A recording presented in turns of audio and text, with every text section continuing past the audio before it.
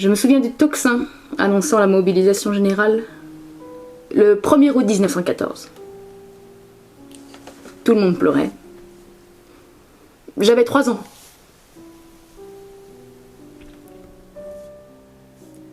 Mon grand-père est parti le 4 août. Il allait être père. Ma maman est née 3 jours plus tard. Lorsque mon arrière-grand-père est allé faire la déclaration à la mairie, il était tellement triste d'avoir vu son fils partir à la guerre, tellement perturbé qu'il s'est trompé de date et a dit que ma mère était née le 6 août. Mon grand-père, il a fait 53 mois de tranchée. Il ne pouvait ni se laver, ni se changer, ni rien. Il a eu la médaille militaire. Chers parents, j'ai reçu mon argent et je vous remercie bien. Je vous dirais que je me porte bien pour le moment et que je ne me fais pas de la bile. Votre fils qui vous aime et qui pense à vous tous les jours. J'ai mangé votre saucisson que vous m'avez envoyé pour le réveillon et nous avons bien rigolé, mais j'aurais préféré faire le réveillon avec vous que l'avoir fait au son des canons des Boches. Je n'ai jamais eu si froid aux pieds que voilà 3 jours, et je pense qu'à Grand-Ry, il ne fait pas si froid. Mon frère écrivait parfois des lettres, mais peu. Il savait juste lire et écrire. Il n'était pas beaucoup allé à l'école. On l'avait mis petit berger. Chers parents, vous devriez faire une demande. Comme on est 2 sous les armes, si vous pouviez toucher quelque chose, ça vous aiderait toujours un peu à vivre. Je l'ai lu sur les journaux. Et j'ai reçu mon paquet de bougies. Chers parents, vous me dites que Claudia attend que je lui envoie une carte comme à la Louise. Je n'ai pas pu en trouver encore, mais qu'elle ne s'en fâche pas. Aussitôt que j'en aurai, je lui en écrirai une. J'ai reçu la carte que Claudine m'a écrite. Ça me fait bien plaisir de voir qu'elle pense à moi. Vous lui donnerez bien le bonjour pour moi. J'ai bien reçu tous vos paquets, ainsi que les 2 mandats, un de 5 francs, un de 10 francs. Je finis ma carte en vous embrassant de tout mon cœur, père et mère, frères et sœurs.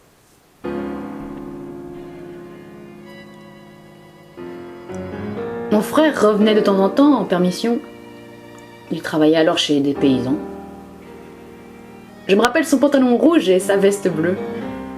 On les a changés ensuite, c'était trop voyant. Quand mon père venait en permission, pas souvent, c'était la fête. Mais il fallait d'abord le dépouiller, eau chaude et baquet. À la première permission de mon grand-père, sa petite fille, ma mère, ne le connaissait pas. Elle s'est agrippée à la jupe de sa propre mère. Mon grand-père lui avait acheté une jolie poupée en porcelaine, avec des beaux habits. C'est le seul jouet qu'elle avait, parce qu'ils étaient pauvres. Quand mon grand-père repartait, il fallait le cacher à ma mère. Elle voulait partir avec lui. Pour les femmes de la campagne, ça a été dur. Il ne restait que les vieillards et les gamins. Il fallait faire seul les travaux des champs, couper l'herbe, moissonner. Dans les environs, il y avait une usine qui fabriquait de la passementerie. La plupart des ouvrières étaient parties pour travailler à la ferme. Ma famille avait une grande ferme. Les 4 sœurs s'en sont occupées et elles s'en sont bien sorties malgré leur manque d'expérience. C'est ma mère qui dirigeait. C'était la plus éduquée. Elle avait passé son certificat d'études. C'était le chef. Des femmes comme ma mère, on n'en fait plus. Heureusement que les gens s'entraidaient.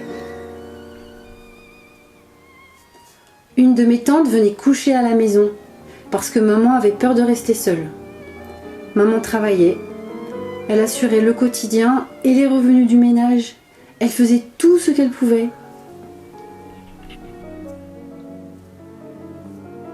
Ma mère ne sortait pas de la maison. On n'allait jamais nulle part.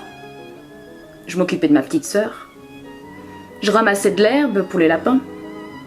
Ma première sortie du village, ça a été pour aller passer mon certificat d'études. Je suis allée à l'école en 1917. Nous avions une institutrice qui dormait la moitié du temps, une dame âgée avec un corsage noir. Les grandes filles lui écrivaient dans le dos à la craie. Pas moi, bien sûr. L'instituteur aussi était un vieillard, puisque les jeunes étaient à la guerre. Nous voilà en 1915. L'année sera peut-être meilleure.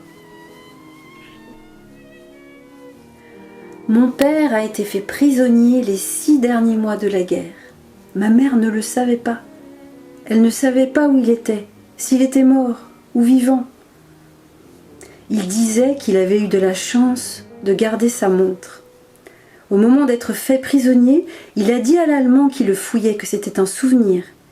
Et l'Allemand lui a laissé sa montre.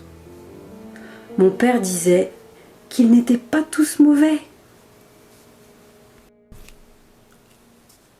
Mon père était premier maître dans un sous-marin et il a été torpillé 2 fois. La seconde fois, alors que le sous-marin était remonté, il a replongé pour aller chercher le cuisinier. Il lui a sauvé la vie. Il a été décoré de la médaille du sauvetage. Cher monsieur et madame Guillermin, votre fils Francisque ne pourra peut-être pas vous écrire de quelques jours, car avant-hier 10 juin, il a été assez grièvement blessé. Ne soyez pas en peine, car quand je redescendrai des lignes, je demanderai de ses nouvelles. Je peux vous dire qu'il ne fait pas bon être par là. C'est très mouvementé, ça n'arrête pas, jour et nuit. C'est un vrai enfer. Francisque doit être content d'en être sorti, si sa blessure n'est pas trop grave. Ceux qui sont revenus n'étaient pas nombreux à revenir entiers. Ils étaient souvent blessés, il y a eu des désastres.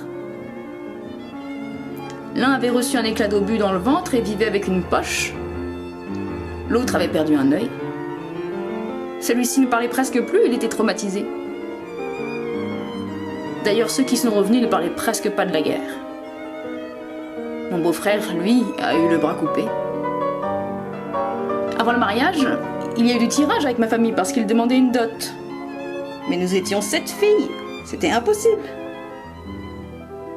Mon père lui a répondu: une fille bien faite vaut bien un homme au bras coupé. Le jour du mariage, mon beau-frère avait mis son bras en bois. J'ai crié: oh, ça a repoussé! Mon grand-père a été blessé à la jambe. Il est allé en convalescence quelque part en Champagne. Il disait: qu'est-ce qu'on a bu comme champagne là-bas? Mon père était un sportif. Il faisait du vélo de piste, il faisait même les 6 jours de Paris au vélodrome d'hiver. Il partait en vélo de route avec son vélo de piste sur le dos. Mais il est mort à 42 ans des suites de la guerre. Il avait avalé du fioul. Ses poumons étaient empoisonnés. J'avais 8 ans. Le 10 juin, vers 1h après-midi, votre fils était à sa place de combat.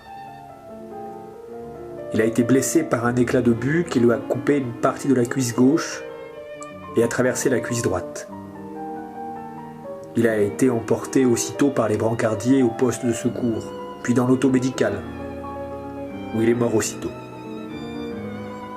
Cela me fait grand-peine de ne plus le voir. Francisque était un vrai bon camarade. Nous étions ensemble depuis le jour de la mobilisation. Je vous assure qu'il a toujours bien fait son service et qu'il était aimé de tous ses camarades. Mon grand-père en a enterré des copains. Le pauvre. Pauvres parents de ce petit camarade, vous me demandez s'il a souffert. Eh bien non, il n'a pas souffert et il a été tué sur le coup. Je lui ai causé, mais hélas, je n'ai pas eu de réponse. J'ai fait mon possible pour cueillir un bouquet que j'ai placé sur la tombe de mon pauvre Louis, que je ne reverrai plus, mais j'en garderai un douloureux souvenir.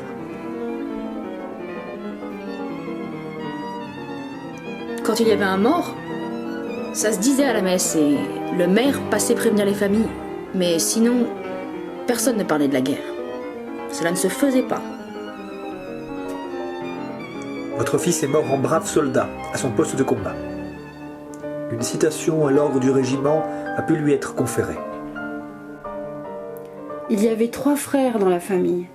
Tous sont rentrés sains et saufs. Ceux qui sont rentrés ont été un peu mis de côté à l'époque. Ça n'était pas très bien vu. C'était un peu tendu. Je me souviens de l'armistice le 11 novembre 1918. Les cloches sonnaient à toute volée, mais ce n'était pas la joie. Il manquait 25 jeunes hommes. Pour un petit village comme le nôtre, c'était énorme. Ce jour-là, maman pleurait car elle ne savait pas où était son mari depuis 6 mois. J'étais chez ma grand-mère et elle me dit « Voilà ton père, va lui dire bonjour ».